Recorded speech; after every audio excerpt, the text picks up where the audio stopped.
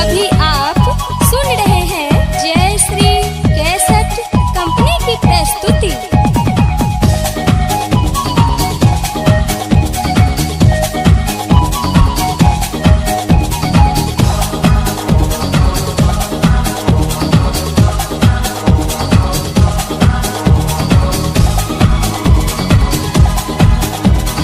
दुल्हा के छोटका भाई छोड़े छे बम चोर चोरी पलाकायो।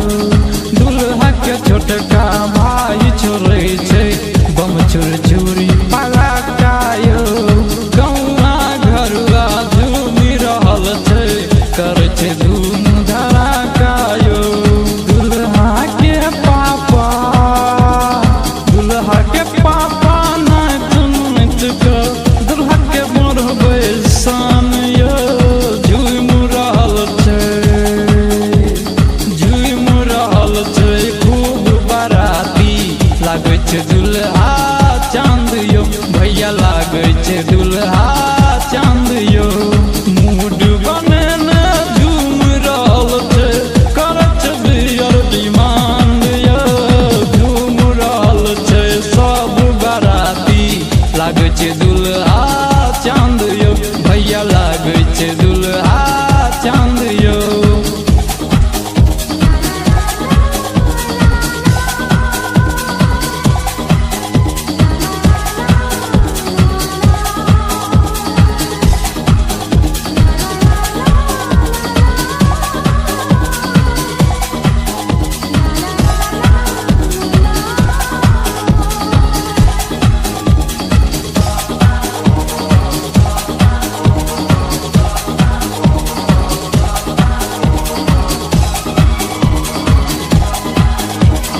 मंद मंद खूब मुस्कैया दुल्हा एहन छै त्योहार यो।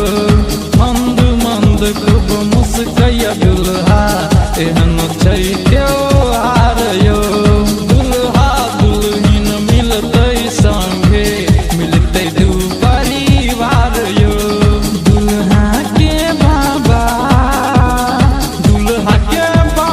नाच नाच के दुल्हा के बड़बे सान यो। झूम रहल छे खूब बाराती लागे छे दुल्हा चांद यो। भैया लागे छे दुल्हा चांद यो। मूड बने ने झूम रहल छे करे छे बियर डिमांड यो। झूम रहल छे सब बाराती लागे छे दुल्हा चांद यो। भैया लागे छे दुल्हा चांद यो। अभी आप सुन रहे हैं जय श्री कैसेट कंपनी की प्रस्तुति।